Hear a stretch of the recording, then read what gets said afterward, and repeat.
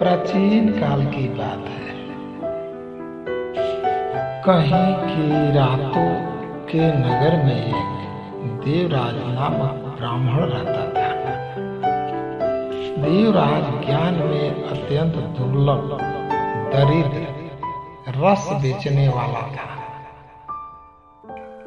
दैविक धर्म से विमुख था।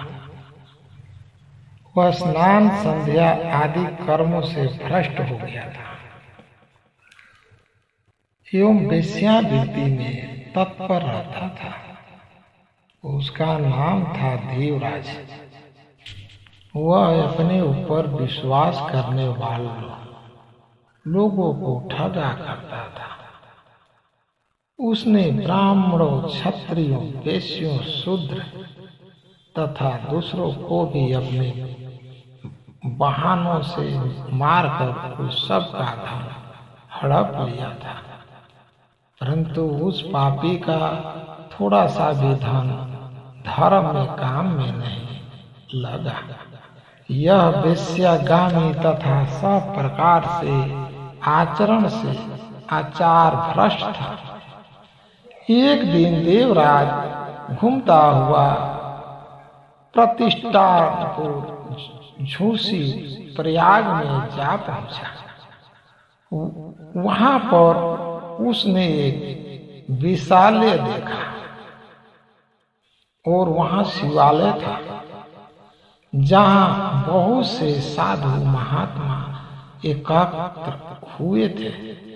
देवराज उन शिवालय में ठहर गया, परंतु वहां उसे ज्वर आ गया, बुखार। उस बुखार से उसे बहुत अधिक कष्ट होने लगे। बुखार में पड़ा हुआ वह ब्राह्मण बुखार दिन से निकली हुई उस शिव कथा को निरंतर सुनता रहा। शिवालय में शिव कथा चल रहा था। एक मास के बाद वह बुखार से पीड़ित होकर चल बसा। उसकी मृत्यु के पश्चात यमराज के दूत आए और उसे पासों में बांधकर बलपूर्वक यमलोक ले गए। उनकी ही देख में शिवलोक में भगवान शिव के पार दर्शन आ गए। उनके गौर अंग कर्पूर के समान उज्ज्वल थे। हाथ में त्रिशूल सुशोभित थे। उनके संपूर्ण अंग भस्म से चमक रहे थे तथा रुद्राक्ष की माला उनके शरीर की शोभा बढ़ा रहे थे।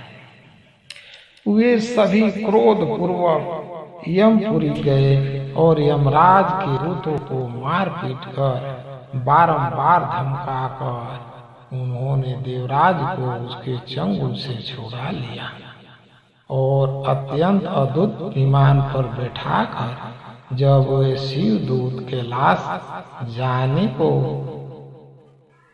हुए, उस समय यमपुरी में भारी कोलाहल मच गया। उस कोलाहल को सुनकर धर्मराज अपने भवन से बाहर आया।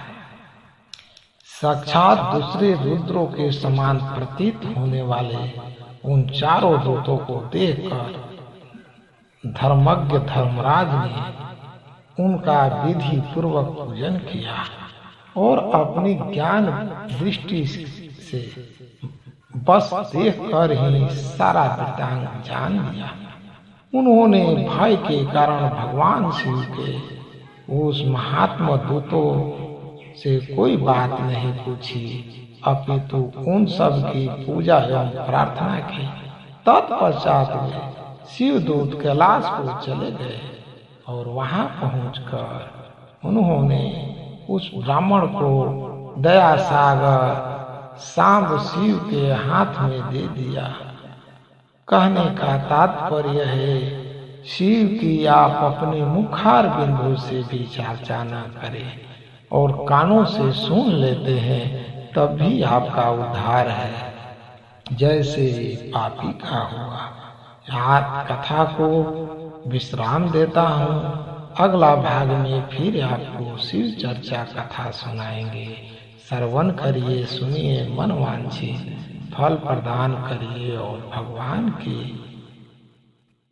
भजन भाव में आपका मन लगेगा। ओम नमः शिवाय। दया चर्चा नमन, यही हमारा धर्म है।